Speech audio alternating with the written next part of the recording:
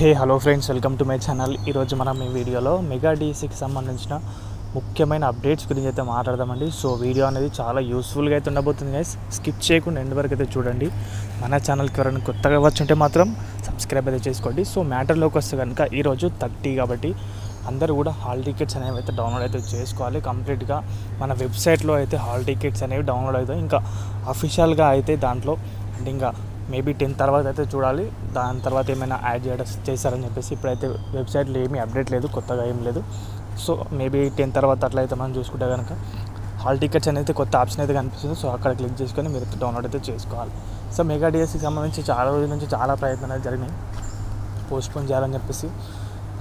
కొందరు పోస్ట్పోన్ చేయాలని చెప్పేసి కొందరు అందులోనే డిఎస్సి కండక్ట్ చేయాలి. చాలా రోజుల తర్వాత డిఎస్సి అనేది రిలీజ్ చేశారంటే నోటిఫికేషన్ రిలీజ్ చేశారు. కాబట్టి ఎలా అయితే ఏంటి నోటిఫికేషన్ అనేది అంటే రిక్రూట్మెంట్ అనేది కంప్లీట్ చేయాలని చెప్పేసి చాలామంది రకరకాలుగా అవుతున్నారు.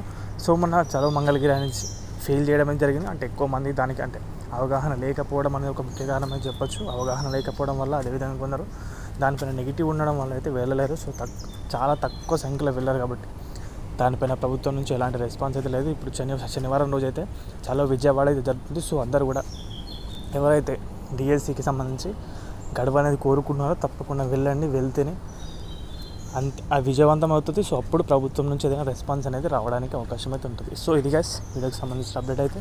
వీడియో నచ్చితే వీడియోకి ఒక లైక్ చేయండి. మన ఛానల్కి ఎవరైనా కొత్తగా వచ్చి ఉంటే సబ్స్క్రైబ్ అయితే చేసుకోండి. థ్యాంక్స్ ఫర్ వాచింగ్ అందరికీ. బాయ్.